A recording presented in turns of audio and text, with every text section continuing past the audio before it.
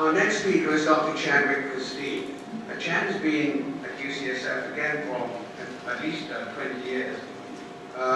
He trained at Cornell, and then he came out as a resident at UCSF. And after his residency, he remained in a research fellowship before becoming a full-time clinician working on various aspects of Parkinson's disease, both in the clinic and also as an investigator, a clinical investigator. He's been involved in a number of studies, particularly with regard to the treatment of Parkinson's disease, either medically or surgically. He's also interested in a number of other aspects of Parkinson's disease, including possible disease-modifying approaches to treatment. He's particularly interested also in vitamin B12 and the nutritional status of people with Parkinson's disease, and that's what he's going to talk about.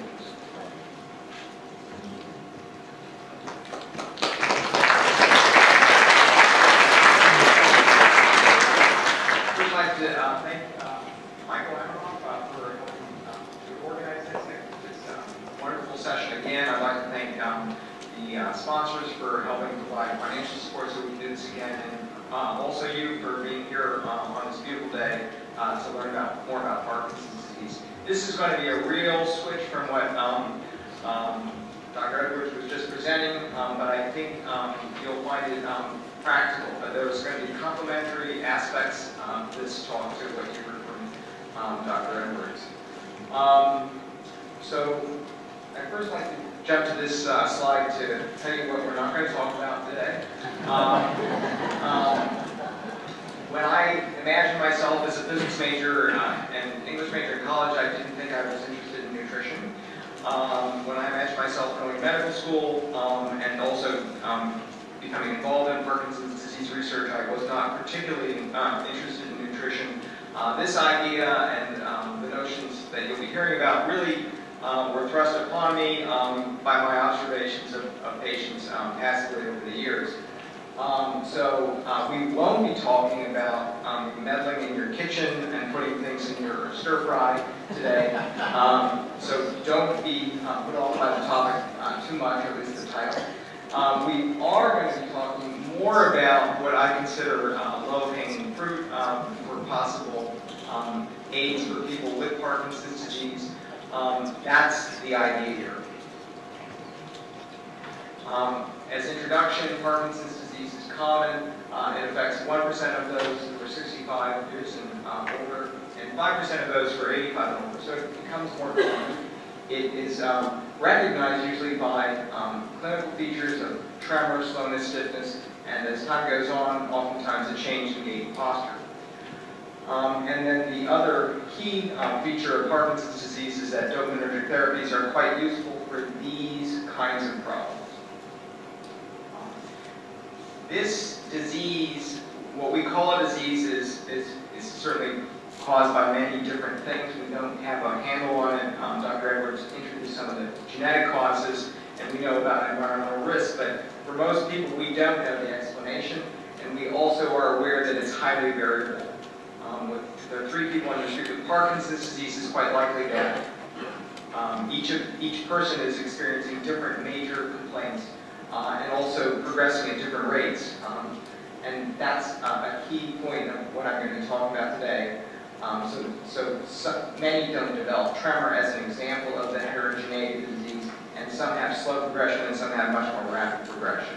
The autopsy findings, Dr. Edwards already mentioned that there's an accumulation of the synuclein, which recognized are called Lewy bodies. And our ability to really understand disease progression in people has been hampered because we're not able to get a strong handle on its progression in a live person. People in cancer therapy can measure the size of the tumor, and they can say their therapy is working because the tumor is not grown or shrunk. In Parkinson's disease, we don't have live markers that tell us about the aggregate progression, although people are working on markers like synuclein markers that we might be able to image in the future. So all the studies of disease progression, or certainly 99% of them, have looked at progression as assessed by a clinical rating scale, and I'll mention that, give you a little more details about that. So we looked at disease progression, or we talked about disease progression using this thing called the Unified Parkinson's Disease Rating Scale. There's a slightly newer version called the Movement Disorder Society Rating Scale, which takes parts of this. And I just want you to know what it is composed of, because we're going to be referring to it further in this talk. But it has 4 main components: a mental status and behavior component, which is 4 questions; activities of daily living, washing up, getting clothed, eating, walking. That basically the investigator asks the individual with Parkinson's disease, is it mildly slow, is it quite slow, or is it terribly slow? And these are rated, giving you total, so 12 questions along this lines. And then the meat of the rating scale is really looking at the clinician's observation of movements, like, can you do this fast, can you do it very fast, can you keep doing it fast, and do you have a little bit of tremor, no tremor, or quite a bit of tremor? These components contribute strongly to the scale, and if you do poorly or have lots of these things, you could get 108 points out of a total scale possibility of 195. And this is one of the exams you want to have a really low score in, okay? Low points means low symptoms and low findings of Parkinson's disease. And then there's a final component called the motor complications scale. So if you add 108 plus 23 of these maximum points, you see that 130 points or so are counted of the total scale of 195. So it's really a movement and mobility focused rating scale, which is limitation. So these next slides are trying to show you the use of the rating scales in action in clinical studies. I've just chosen an example of a study looking at patients over an 18-month period, divided into 3 different groups, one exposed to nothing, placebo, minocycline, the second group, and the third group, creatine. And these 3 groups are being followed over time, and we're trying to see whether any one of these agents has an effect on disease progression. And it looks like you can see some overlap here, but what I don't really want you to do is decide what you want to be on. For example, creatine, because they seem to have the least progression in this study. But what I want you to see is these error bars. In this study of 18 patients of people all similarly affected by Parkinson's disease, not on dopaminergic therapies, some of the patients only increased about 5 points, 4 or 5 points, while others increased 10 points. So even within this rather homogeneous group of people with early Parkinson's disease on no medications, over an 18-month period, there's quite a bit of variability. So the average person with Parkinson's disease, individuals with Parkinson's disease progress at different rates. Now here's an alternate way of looking at Parkinson's disease, which isn't just looking at Parkinson's disease, Unified Parkinson's Disease Rating Scale, but sort of trying to break down different components of Parkinson's disease. In this slide, we're looking at time in years, 10 years here, beginning of Parkinson's disease over here. And similar to what you were seeing there, there's development of motor fluctuations that these investigators describe here. But then there are things that the motor fluctuations affect more and more patients as time goes on. But there are other components of Parkinson's disease that many people call non-motor or not responsive to levodopa that also develop over time, and they develop in slower time frames. And I think you could say, well, those later time frames may have something to do with the disease getting to that part of the nervous system or the brain, and maybe that's what we're talking about here. But I'd like to sort of introduce the idea that there could be more than one thing going on, and that these kinds of things, the development of the loss of postural reflexes, the development of freezing, might be related to other things that aren't part of synuclein aggregation, or might be amenable to other interventions.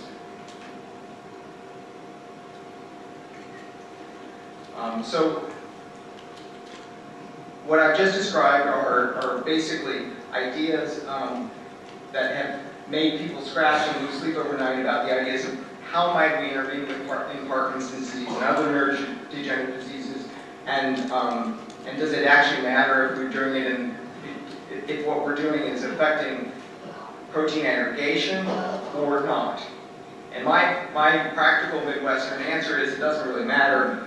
Anything you do that slows the development of disability is good for people. It doesn't matter if it has to do with, specifically with protein aggregation necessarily. And we have looked, and people in this room have carefully begun looking at a whole bunch of different approaches to this. It includes physical therapy and exercise.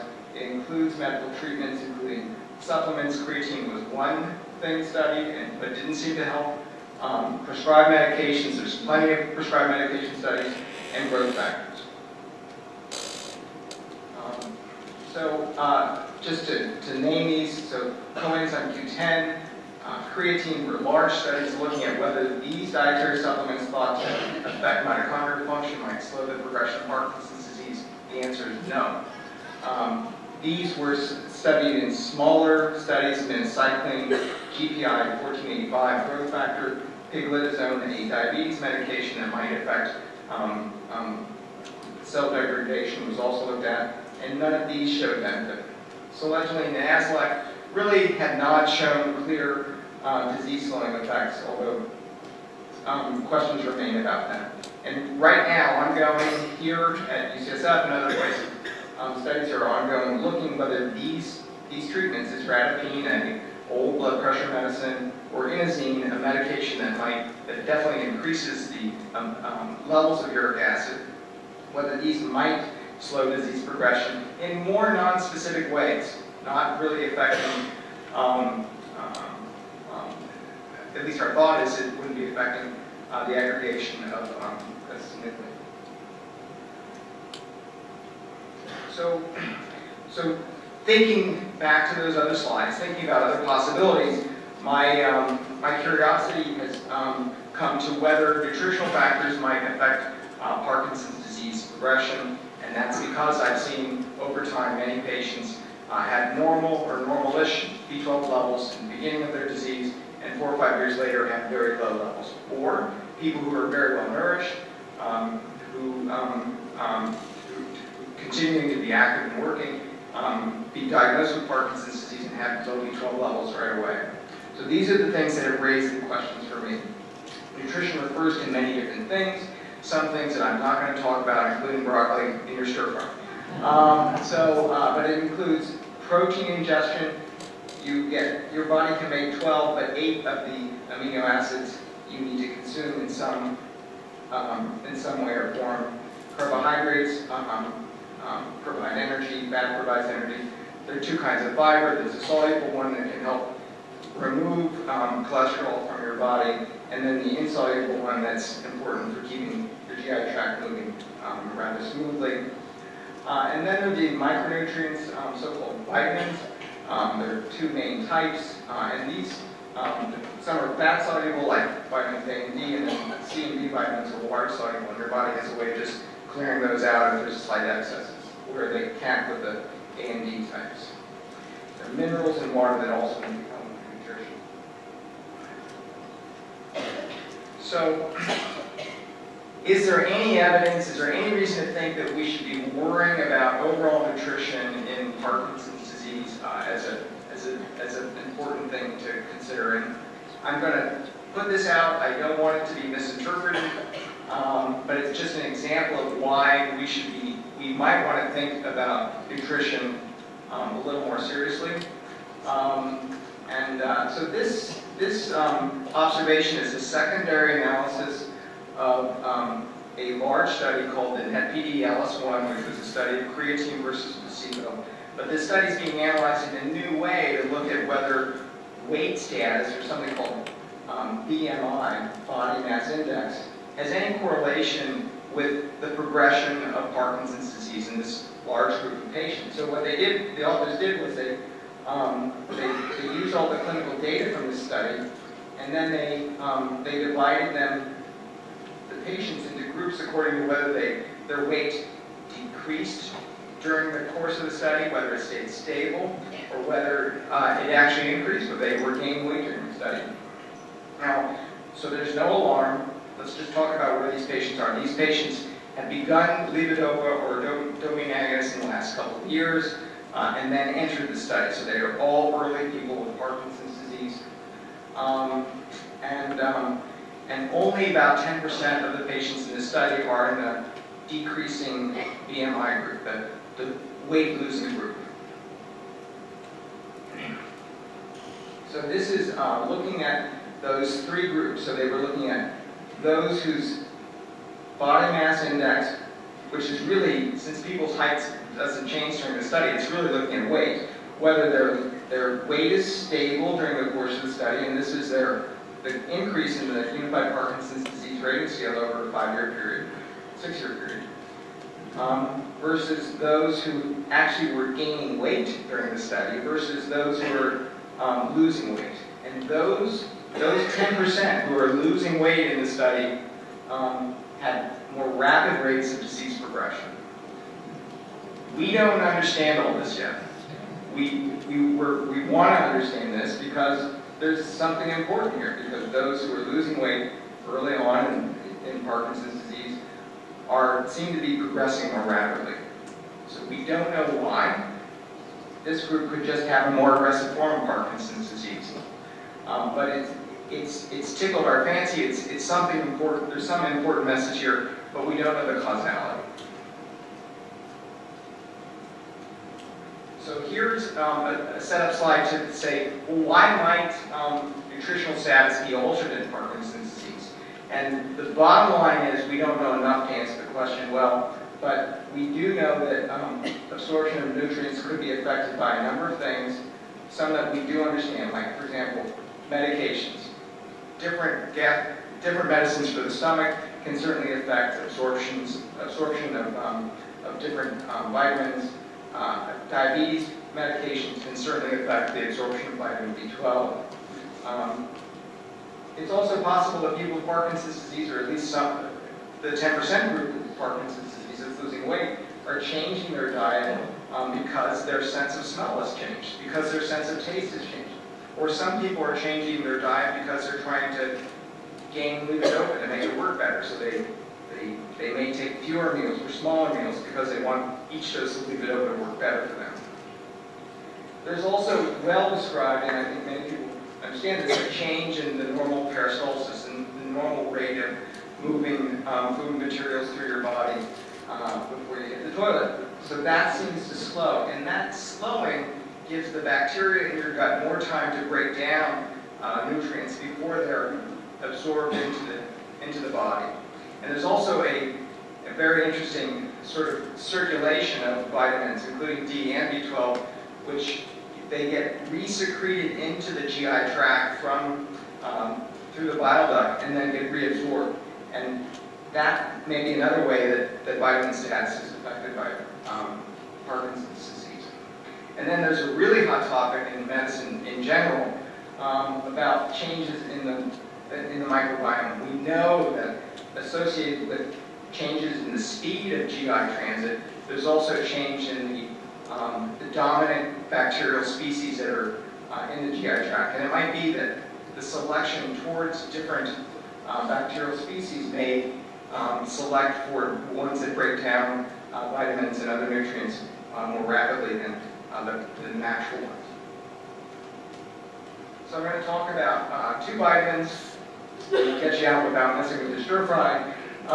So vitamin D is fat soluble. It's well established to be involved in calcium and phosphate metabolism, and a lot of people are working to keep or focus on this to keep bone mass up and to reduce the risk of spontaneous fractures.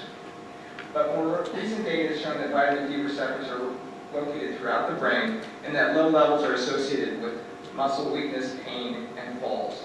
And there's also really interesting studies looking at patient populations over time where a blood sample is drawn and the patients are followed and different things like memory tests are done. And those in the low D status levels measured retrospectively tend to do worse with cognitive impairment over time.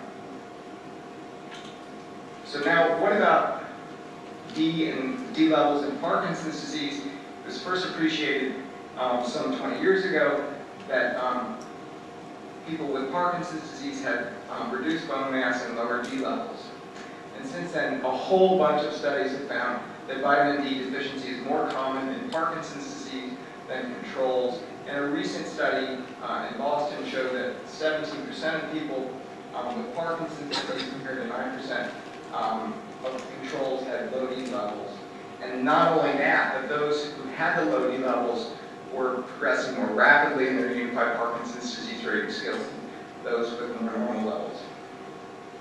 But there's a big caveat here that it's necessary to be cautious in interpreting such studies since the association may be true but not causal.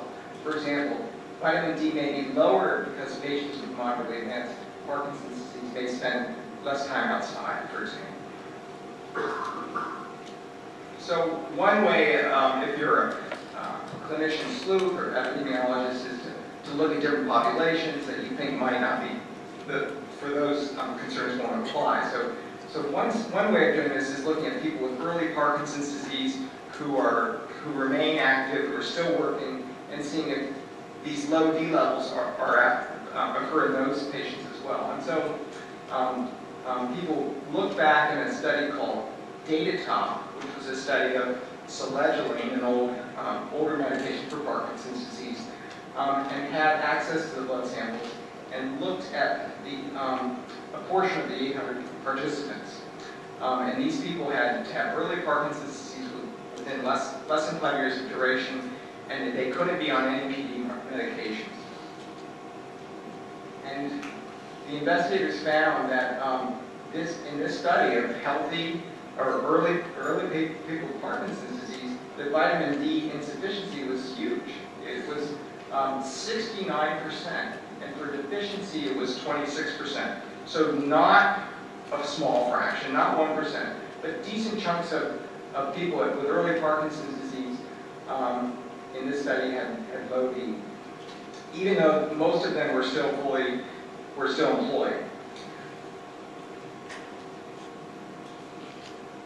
Now, here's a bit of a paradigm shift. This is asking a question: does low D increase one's risk for developing Parkinson's disease in the first place? And the answer is we don't know yet. But one study of a place where there's a lot of vitamin D deficiency, Finland, showed a lower risk for the development of Parkinson's disease in those who had a high D. So the other way around, people with low D were more likely to get Parkinson's disease in this epidemiologic study from Finland. A study done in the United States where D levels aren't quite as low as Finland did not show that, so we don't know. And just to reinforce the causality conundrum, despite growing evidence of associations between low D and Parkinson's disease, we can't use these studies to definitively answer whether low D causes more rapid progression. Can't do it. But you can still be reasonable. Abundant evidence from studies in aging show that D supplementation decreases the risk of falls. And for just that reason, it's reasonable to think about supplementation of D in Parkinson's disease since it's more common. And there was a small study that showed benefit of 1,200 international units of D3 in a subgroup of patients with a certain vitamin D receptor variant. So really interesting stuff there. So this slide is to introduce vitamin B12.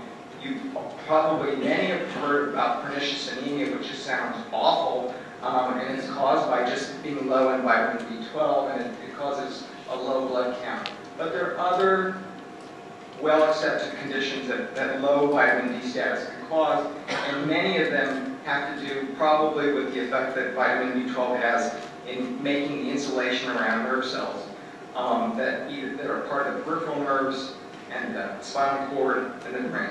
And so we know that vitamin B12 deficiency in non-Parkinson's disease patients can cause neuropathy, it can cause an instability syndrome called myelopathy, and it can cause cognitive impairment. Parkinson's disease, well, it's been shown again and again, at least in moderately advanced patients with Parkinson's disease, that the levels of B12 are lower in Parkinson's disease patients. And these being from different places, we actually looked at it in a UCSF cohort, and we looked at every single person who had been to UCSF and had B12 levels drawn and were seen by neurologists. And we looked at B12 levels in Parkinson's disease, mild-cognitive impairment, PSP, Alzheimer's disease, MSA, which is a different kind of Parkinsonian disorder, and Lewy body dementia. We just looked at the mean level in these three groups of patients when they were drawn within 3 years of their diagnosis. And we showed that B12 levels were actually lower in Parkinson's disease than all these other groups. There are other studies that have shown associations of low B12 status with worsened Parkinson's disease. For example, neuropathy is not uncommon in Parkinson's disease, and B12 deficiency seems to be associated with the development of neuropathy. And there's also association studies looking at whether B12 levels are lower in people who develop cognitive impairment. In fact, they are. Doesn't prove cause. So, like the vitamin D investigator, I was curious to know whether B12 status in early Parkinson's disease was associated with disease progression. And so we looked at those same blood samples, not just in a quarter of the data top study, but as many as we could get, which was about 680. And looking at that study of brand new people with Parkinson's disease, untreated, we found 13% had borderline low B12, and 5% were clearly deficient. And you say 5%, no big whoop. But we also then said, let's just look at it according to broad groups. So we can do the lower third, the middle third, and the upper third, and compare broad groups. And this definitely is above. So 211 is so-called normal B12 level. Above 212 is considered normal. So we're looking at above normal to below normal, and then we look at between a middle range and an upper range. And we just said, looking at these three stripes of patients, is there any greater accruing of disease in the people in the low B12 group compared to the high B12 group? And we do see a greater increase in Unified Parkinson's Disease Rating Scale, and some other, a different rating scale called that one. One really strange thing that happened in the Daytop study that I don't want any other study to do again is that they said, welcome to the study, and if you want, you can take a multivitamin. And so it turns out, because we happen to measure B12, not just at the study entry, but also later on, that more than 50% increased their B12 status during the course of the study. And that makes these rather modest changes. It probably contributes to this being a modest change. But then we said, well, what about those who began the study low and stayed low? Are they worse off? And in fact, they are. We found that those who began the study low in B12 and stayed low progressed at twice the rate of those who didn't. And then basically, there's the similar caveat to the vitamin D studies. We're unable to prove that low B12 status caused more rapid progression. And it could be that more aggressive Parkinson's disease, a meaner variant, is just causing low B12.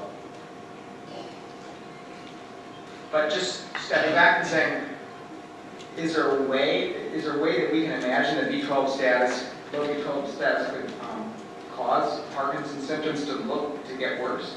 Well, yeah, I told you that it's involved in the insulation of nerves, both in the peripheral nervous system and in the central nervous system. So a fraying of that insulation could contribute to worsened overall neurologic function. Or it could be that there's something that that low B12 status does, that it makes the cells a little weaker, that the mitochondrial function is not quite as good. So there could be a so-called comorbid or independent contribution to overall disease progression of Parkinson's disease, or possibly a more direct link. So as a way of sort of getting a sense of, are patients with Parkinson's disease using any kind of B12 and D supplements, we looked at the NET PD study, that study that I showed you of 1,700 patients, and just looked at who was using, how many people were using different dietary supplements. And we found about 40% of people were using a multivitamin that usually contains some D and some B12. 12% adding extra D, so taking 500 international units of D3 a day, and about 5% were taking B12. So I have 5 minutes, and I have good news. More than before, more than ever, there's a great deal of research directed at understanding Parkinson's disease and developing treatment to slow or stop its progression. There's a lot going on. We're not talking about it today because we don't know the answer. We don't know the punchlines yet, but there's a lot going on. The variability of Parkinson's disease progression raises the question as to whether secondary conditions such as exercise status, micronutrient status, might contribute to the overall disability as comorbid conditions. Even in early Parkinson's disease, D and B12 levels are low, or more likely to be low. And low levels of both of these medications correlate with disease progression. But although they do, we don't have proof, sufficient proof, that they are the cause of the disease progression. On the other hand, since deficiencies of B12 and D are known to cause a variety of medical conditions and supplementation is safe and cheap, I believe it's appropriate to supplement if the levels are low. And so if possible, I usually recommend, and if you've been to my clinic, you know, I recommend that levels be drawn and supplemented to have a level of 30 or so or more for vitamin D, and also the B12 levels be drawn and that the levels be brought up to above 300. And if you have general questions about nutrition and broadly, you can look at the Parkinson Foundation, which has a good manual